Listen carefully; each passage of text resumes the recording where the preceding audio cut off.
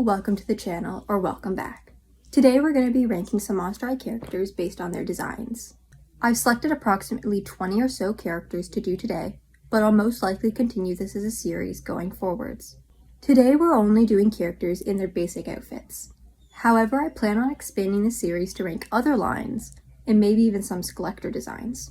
I'm going to be ranking these designs based on how cohesive they are, and how they reflect the characters. I won't be taking their personality or how much I personally enjoy the character into account. Now without further ado, let's get into the video. We're going to be starting with Draculaura. She's a fan favorite and I can see why.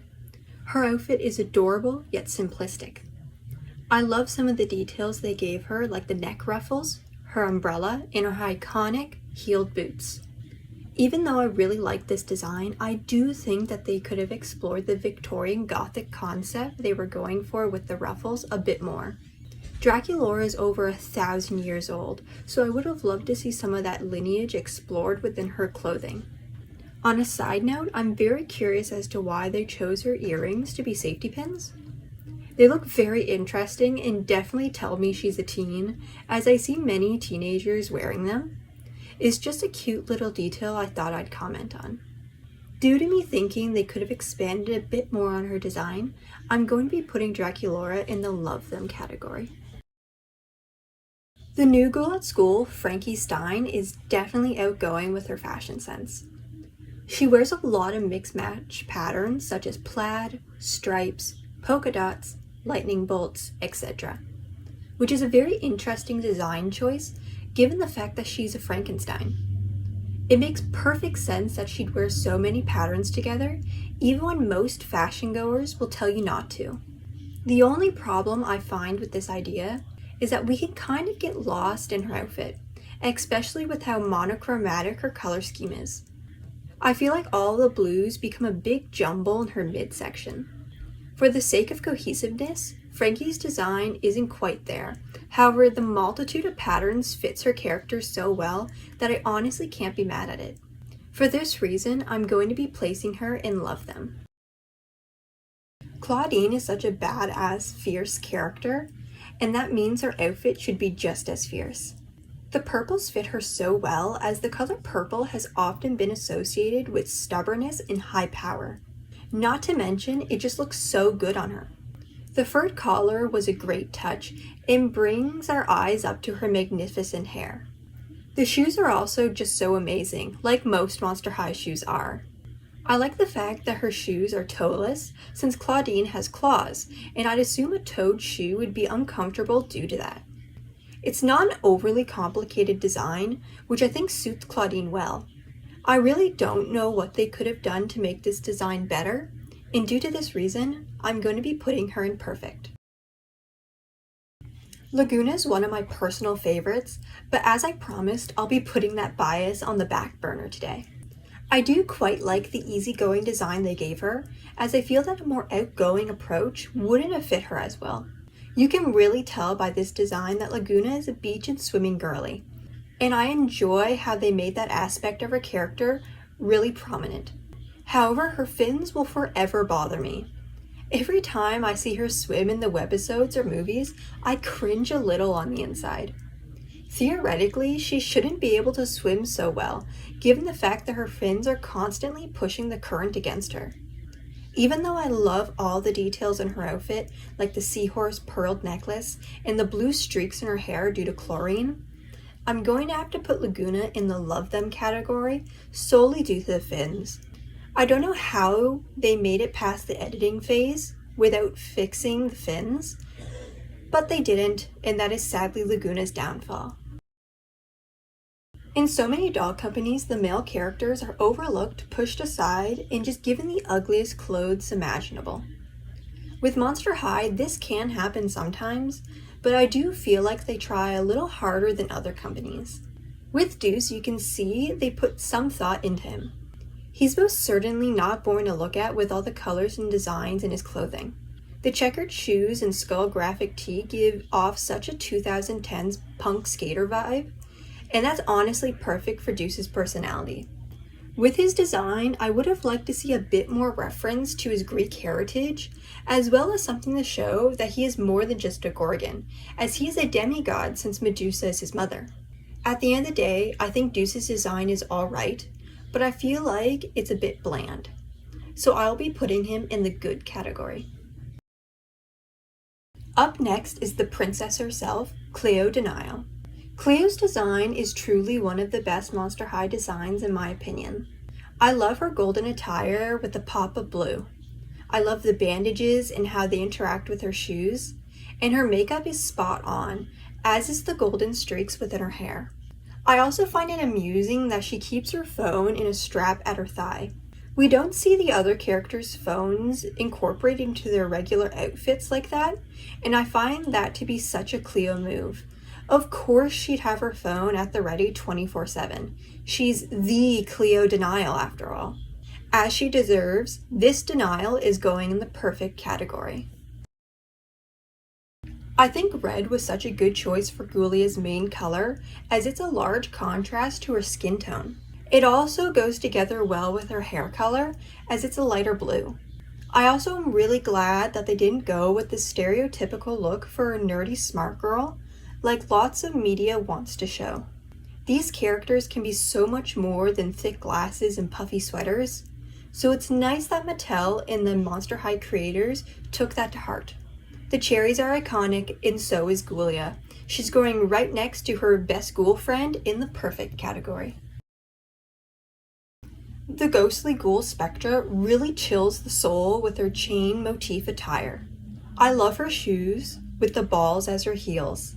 Her hair is also so fun to look at, and the spikiness of it goes with her character so well. I personally would have loved to see a bit more done with her skirt, as it feels a bit plain. Some more layers and small details would have made the bodice feel more cohesive with the skirt. Let's give Spectra something new to gossip about, as we put her in the love them category. When it comes to Abbey, I don't think anyone will be surprised that I'm putting her in the perfect category. I mean, just look at her perfection. So instead, I'm going to be handing the mic over to our good pal, Grunkle Sedan. Oh, this is beautiful. In perfect she goes. I'm going to be giving a disclaimer. For Claude, I wasn't quite sure what to do, as there are actually two designs for him. There's the character art that we got the doll as, but there's also his design in the movies and the webisodes that looks completely different. After some thinking, I've decided to put both of his designs in this video and rank them both separately. The first Claude design I'm going to look at is his look in the webisodes and movies. This look for him is pretty simplistic, an average scapegoat for boy dolls it seems.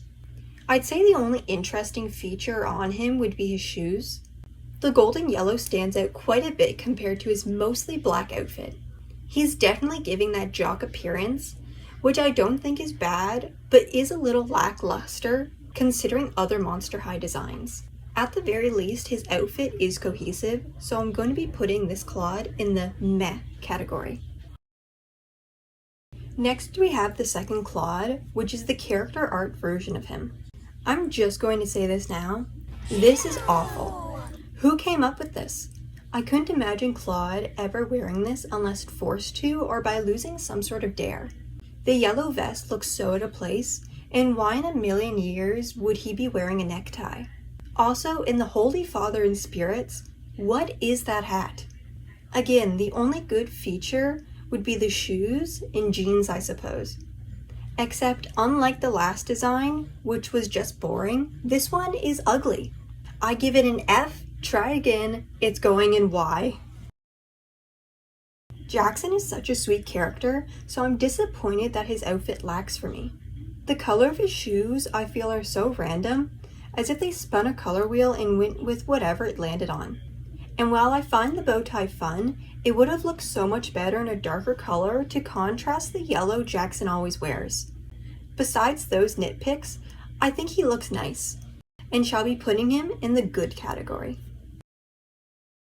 Enrolling the rockabilly rule breaker Operetta to take the stage. Before we move on to her ranking, I'd like to insert a nice clip that I think sums up my thoughts on Operetta.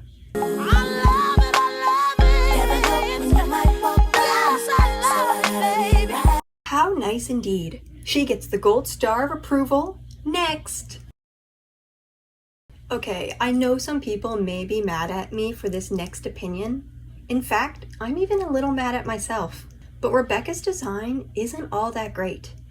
Don't get me wrong, she has her good moments, like her hair, goggles, and rocket boots. However, it's her middle I'm having issues with. In all honesty, I have to ask, what is the purpose of that skirt? It looks like a ball gown cage, but plastic. I just don't really see the purpose, and I don't see how it goes with Robecca, as it doesn't even fit her steampunk aesthetic. Another thing, what is that cuff on her arm? It appears to have buttons, but it's all one color. It seems unnecessary, and I feel like they could have tried a bit harder with her details.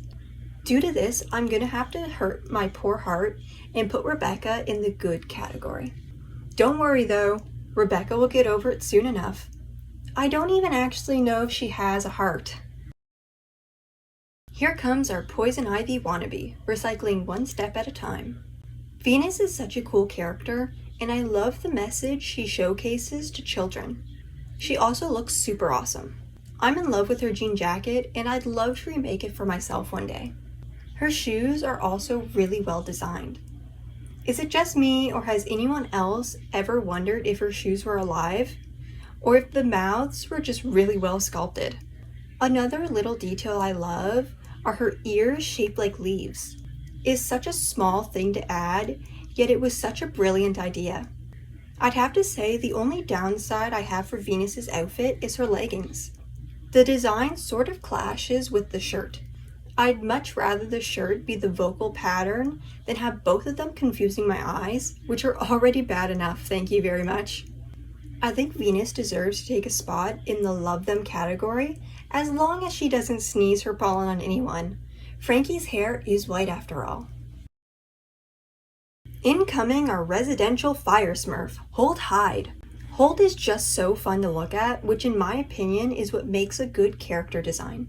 I like how he wears a half-split shirt, as it hints to the fact that he has to share his body with his other half, Jackson.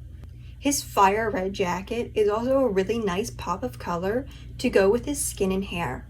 He is just so vibrant, and it fits him perfectly, just like how he fits perfectly into the perfect category.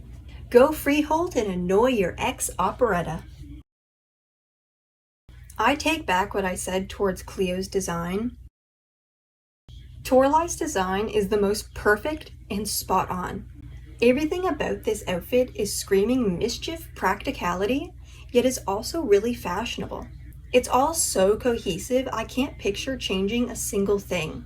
And just like that, Toralei got her first perfect badge of honor without cheating or injuring anyone. Howleen, the younger sister of Clawdeen, has a very striking appearance. It's giving tween fashion from 2015, and I'm actually digging it. I understand why many people may not like her design, given the fact it's sort of all over the place, but I feel like it fits her character well, and shows us that she's loud and willing to try new things. Though she should probably lay off the wishes for a while. The one thing that bothers me would be her upper middle torso section. While all of Howleen's outfit is pretty wild, it's still distinctive. We can separate what we're looking at. Her torso is very squished together though, making it hard for me to tell where one thing starts and another thing ends. I wish they would have spaced it out a bit more. On a separate note, I adore her hair. I was disappointed when they changed her hair to pink to be more quote-unquote girly, as I think the orange suits her more. With this all being said, I'm going to be placing Howleen in the good category. Gil Webber, the worst boyfriend and us fans' archenemy. I know. I said I keep my own bias out of these rankings, but it has to be said. Gil sucks, and Lagoona deserves more. Now moving on to the ranking process. I think his design is awful. I really do, all biases aside. Those flip-flops are horrendous.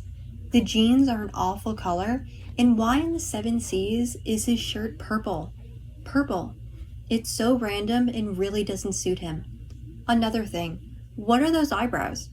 I'm all in on body positivity. I have bushy eyebrows myself. But why did they draw his eyebrows so jagged? It doesn't look good and it never will.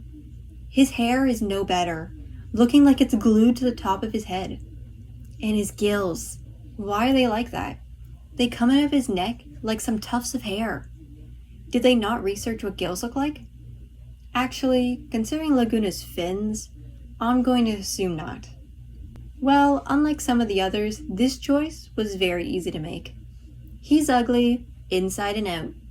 He's going in the Y category, right where he belongs. Last but not least, we have everyone's favorite French gargoyle, Rochelle. That is, unless you're a Disney fan and really like those 3 gargoyles from the Hunchback of Notre Dame films. But what are the odds of that? Rochelle's design is so good. I love the details of her skirt and how they mimic some French architecture. I also love her shoes. The shape and details of them are so cute and really fit Rochelle's vibe. The granite-like texture coloring of her skin was a brilliant idea. It makes her look so much more like an actual gargoyle. My only nitpick for her design is that I would have liked to see a little more contrast with her color scheme. The colors used in her design are all very similar in hues and vibrancy. This leads to eye strain as one tries to see all those beautiful details, since the colors blend way too much together. I'll be putting Madame Goyle in the love them category, right next to her roommate Venus. That's all I have for you today.